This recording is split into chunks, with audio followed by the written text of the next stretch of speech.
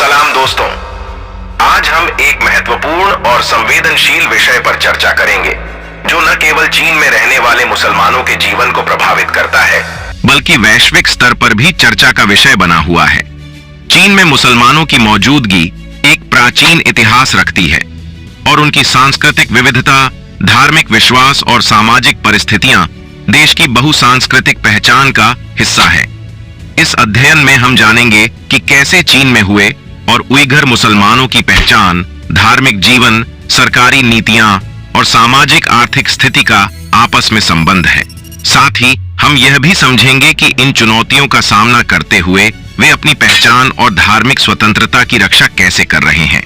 आइए इस यात्रा पर चलें और चीन में मुसलमानों की जीवन यात्रा को समझने का प्रयास करें। द ड्रीगू, चीन में मुसलमानों की मौजूदगी। एक विस्तृत अध्ययन। चीन में मुसलमानों की मौजूदगी एक प्राचीन इतिहास रखती है और वे देश की कई अल्पसंख्यकों में से एक हैं। उनकी सांस्कृतिक विविधता, धार्मिक विश्वास और सामाजिक परिस्थितियां इस विशाल देश की बहुसांस्कृतिक पहचान को दर्शाती हैं। आइए इस विषय पर विस्तार से चर्चा करते हैं। मुसलमानों की संख्या और पहचान। चीन में मुसलमानों की संख्या लगभग 23 से 30 मिलियन के बीच है। यह संख्या देश की कुल जनसंख्या का एक महत्वपूर्ण हिस्सा बनाती है। मुसलमानों के दो प्रमुख समूह हैं। हुई मुसलमान, ये चीनी मुसलमान हैं जो मुख्यतः मुख्य भूमि चीन में रहते हैं। हुए मुसलमानों की पहचान मुख्य रूप से उनकी इस्लामी धार्मिक आस्था के साथ साथ उनकी चीनी संस्कृति में समाहितता से होती है। ये आमतौर पर हान चीनी समुदाय के सदस्य होते हैं और उनकी भाषा और रीति रिवाज चीनी संस्कृति के साथ जुड़े होते हैं। उइगर मुसलमान, ये मुसलमानों की एक बड़ी अल्पसंख्यक हैं जो मुख्य रूप से शिनजियांग क्षेत्र में रहते हैं।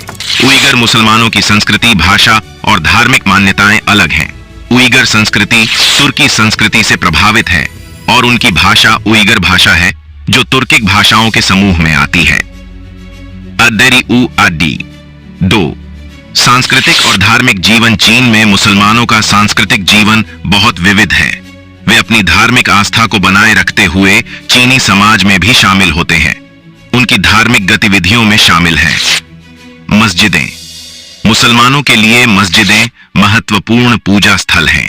चीन में हजारों मस्जिदें हैं, विशेष रूप से बड़े शहरों जैसे बीजिंग, शंघाई और शिनजियांग में। ये मस्जिदें न केवल पूजा का स्थान है बल्कि सामुदायिक एकता और सहयोग का भी केंद्र है। ईद और रमजान। मुसलमान ईद अल फित्र और ईद अल अजहा को बड़े उत्साह से मनाते हैं। रमजान के महीने में रोजे रखना भी एक महत्वपूर्ण पहलू है। हालांकि इस दौरान सरकार द्वारा कुछ पाबंदियां भी लगाई जा सकती हैं जो उनके धार्मिक आस्था को प्रभावित करती हैं। 3, सरकारी नीतियां और चुनौतियां। चीन में मुसलमानों को विभिन्न चुनौतियों का सामना करना पड़ता है। सरकारी नीतियां अक्सर उनकी धार्मिक स्वतंत्रता और सांस्कृतिक पहचान को सीमित करती हैं। सरकारी निगरानी।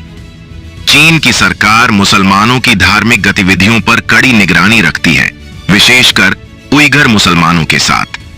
मानवाधिकार संगठनों ने उनके साथ हो रहे अत्याचारों की रिपोर्ट की है। उइगर मुसलमानों को विशेषकर पुनर्वास केंद्रों में भेजे जाने की खबरें हैं जहां उनकी धार्मिक पहचान को मिटाने का प्रयास किया जा रहा है। सांस्कृतिक दबाव। उइगर मुसलमानों को अपनी संस्कृति, भाषा और धर्म की रक्षा में कठिनाइयों का सामना करना पड़ता है। सरकार ने कई बार धार्मिक प्रतीकों और सांस्कृतिक निशानों को खत्म करने की कोशिश की है, जैसे कि मस्जिदों को बंद करना या उनके धार्मिक रिवाजों पर प्रतिबंध लगाना। 4, सार्वजनिक राय। चीन में मुसलमानों के बारे में सामान्य राय भिन्न होती है। हुई मुसलमान। अधिकांश चीनी नागरिक हुए मुसलमानों को स्वीकार करते हैं और उनके साथ अच्छे संबंध रखते हैं। हुई मुसलमान सामान्यतः चीनी संस्कृति में समाहित हो चुके हैं और उनके जीवन में कोई विशेष बाधा नहीं है। उइगर मुसलमान। उइगर मुसलमानों के बारे में राय अधिक विवादास्पद है। कई चीनी नागरिक सरकार की कठोर नीतियों का समर्थन करते हैं, जबकि अंतर्राष्ट्रीय समुदाय उनके मानवाधिकारों का उल्लंघन करने की निंदा करता है।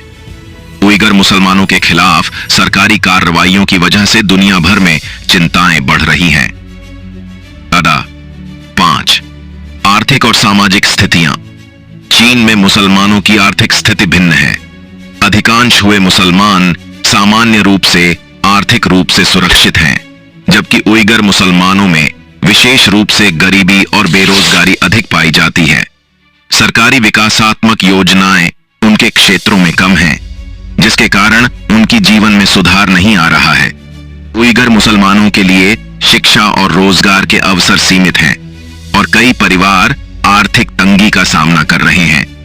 उनकी सामाजिक स्थिति भी इस तरह की कठिनाइयों का सामना करती है, जिससे उनके जीवन में समग्र रूप से सुधार की गुंजाइश कम हो जाती है। वारात निष्कर्ष, चीन में मुसलमानों की जिंदगी विभिन्न चुनौतियों और सांस्कृतिक समस्याओं से भरी हुई है। जबकि हुए मुसलमान निस्बतः बेहतर परिस्थितियों में हैं, उइगर मुसलमानों के हालात बहुत ही खराब हैं।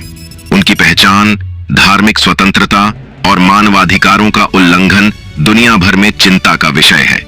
इस प्रकार चीन में मुसलमानों की स्थिति न केवल उनके लिए बल्कि वैश्विक समुदाय के लिए भी एक महत्वपूर्ण और संवेदनशील मुद्दा है, जिसे समझना और हल करना